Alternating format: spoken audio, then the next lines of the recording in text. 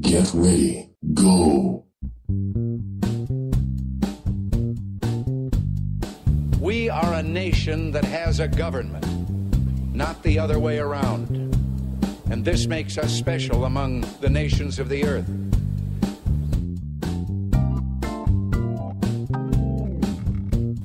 Government is not the solution to our problem. Government is the problem.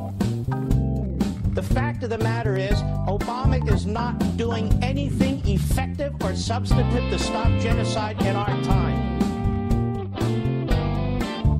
And there is apparently no radical Islamic terrorism because those words will not come out of his mouth. We need a fundamental restoration of America, all that is good and free and safe and secure. And I understand liberals, and I don't want them to succeed. The country suffers when liberals succeed. I can hear you, the rest of the world hear you, and the people who not keep these things down will hear all of us soon. And now, broadcasting from separate but undisclosed locations, I give you your hosts, Don King and Brandon Gatton. No holds barred.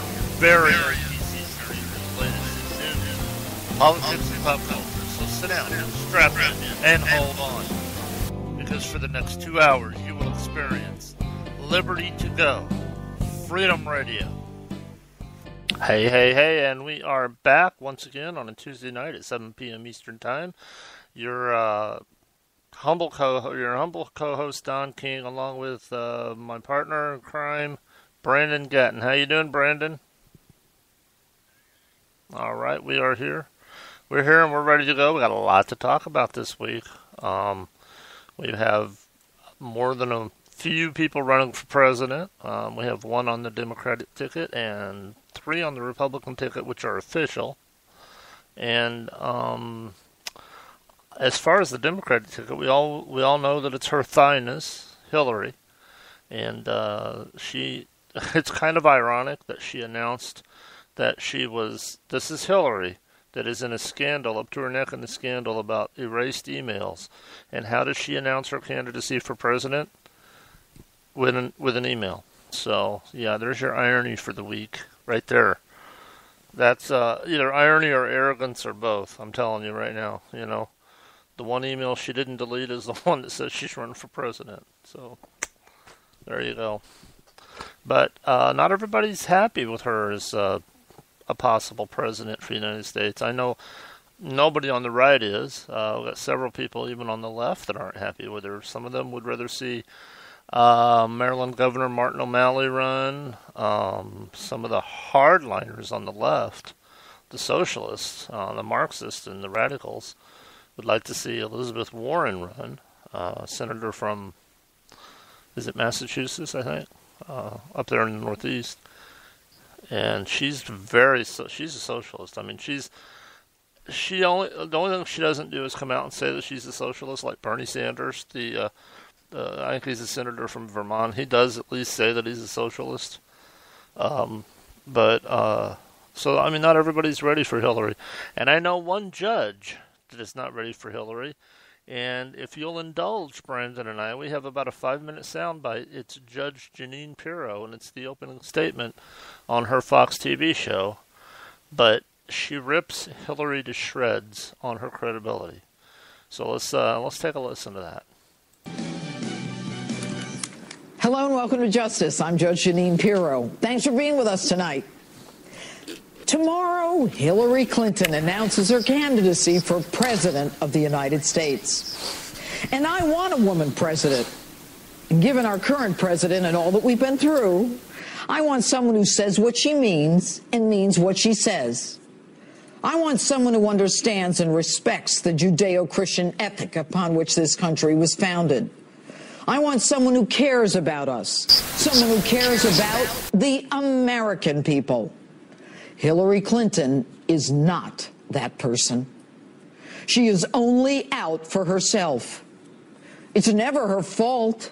It's all about convenience. She didn't know.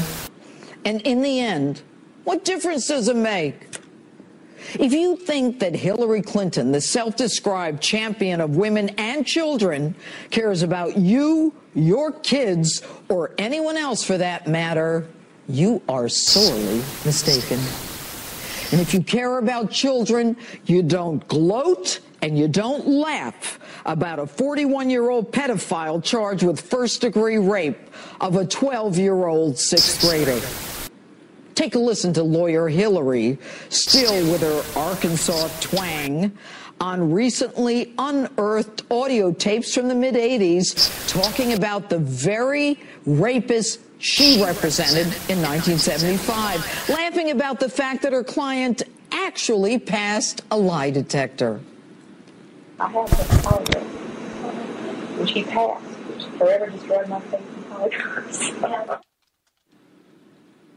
Really funny when a pedophile beats a polygraph, isn't it? And Hillary, he destroyed your faith in polygraphs? As in, you knew he was guilty but still passed? And by the way, didn't you just violate the attorney-client privilege? But you're so proud of yourself, you gloat on tape that if you can get a particular expert interested in the case, he'll testify so that it comes out just the way you want it to come out. And when you get that expert ready to testify the way you want, you go to the prosecutor and tell him this. Well, this guy's ready to come from New York at this miscarriage of justice. You're laughing because you know it's not a miscarriage of justice, aren't you? But Hillary, that's not all. You go for the kill.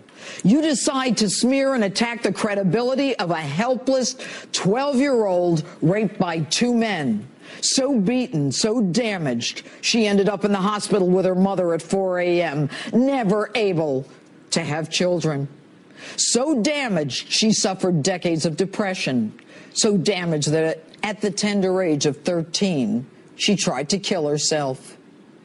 In your papers, Hillary, you say without any proof other than your own concoction that the 12-year-old victim had made up previous attacks, was emotionally unstable, sought the company of older men, and fantasized about it, and she was from a dysfunctional, or as you call it, disorganized family. You blame the victim and you laugh about it. You take a bow and you laugh that you gamed the system, proudly announcing that you got the rapist 2 months instead of 30 years to life. And you want us to believe that you're going to protect us? Hillary, although some of those files in the case were destroyed, what wasn't destroyed was the victim's memory. She says that you took her through hell, that she had never been attacked before, that she was a 12-year-old virgin, that she spent 5 days in a coma and months recovering from the beating that accompanied her rape. She says that you're a liar. She says that if you become president, she fears you won't tell the world the truth. But in pure Clinton fashion, in your book, Living History, you talk about this case and how difficult it was for you, torn because of the emotional and the ethical issues, and that you set up an Arkansas rape hotline because of it. Interesting, though, no mention of that hotline on the tapes at the time. And you trumpet yourself as a crusader, saying that you've had to use your voice to tell stories that wouldn't be heard unless you told them. What's that, Hillary? Your job was to represent a defendant to the best of your ability? You're right. As a judge, I've assigned many lawyers like you to represent the worst of the worst. But it's totally another thing to laugh about gaming the system, to laugh that your client gamed the lie detector, trashing a victim, laughing about a 12-year-old raped by two men. How can we expect a woman as cold and calculating as you to be a protector of all Americans? I want a woman president, but not you. All right. Well, that's Judge Janine, and as usual, she is right on target with her commentary, and she also pulls no punches. I tell you one thing: if I ever had to be in court, I would definitely not want to be the person that was in the wrong if I had to appear in front of Judge Janine Pirro. She's one tough lady. Yeah, and you know what's interesting, Brandon? If you put her and Hillary side by side next to each other, they're almost the same age. And Judge Janine looks like she's in her 30s. You know, isn't that amazing? Yeah, well, you know, a lifetime of lying and deceit will do that to you. It'll make you old before your years. So, just something to remember out there for all the youngsters. If you start out like Hillary, you're going to end up looking like her. So, Brandon, how you doing over there, buddy?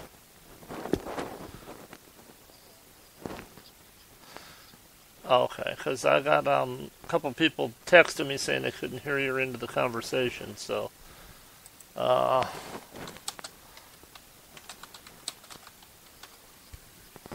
yeah, I think so. Just ask them how about now. We'll try this again. Sounds like the wind blowing behind you. Can't hear Brandon. Brandon, I tell you what I'm gonna do. I'm gonna cut you out, and then I'm gonna pick you right back up. All right, and we'll try that.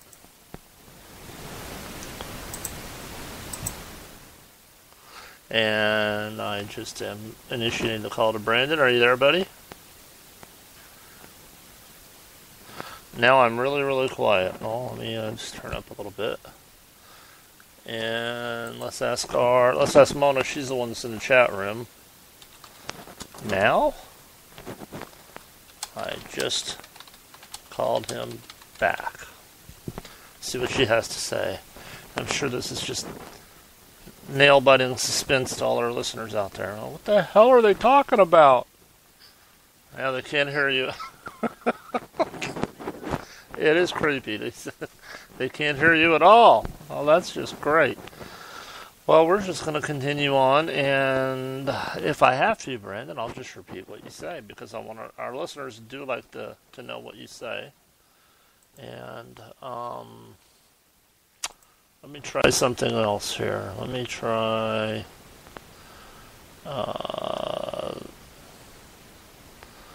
it's a trick for me to have to do the show by myself. Ha ha ha, yeah. Let's try that again. Alright. Yeah, I'm going to do that. And we will try. We have different accounts here at the radio station, and we're going to try a different account here. If I type in the right no. There we go. Sometimes my fingers don't like to hit the keys that my brain tells them to. Let's turn them sounds off. Everybody doesn't need to hear those sounds. How's that? Brandon, are you there? Hello, pick up. Pick up. Are you there? All right, now let's see. How about now? I can hear you. And no, this is true. Mona, can you hear him? Mona,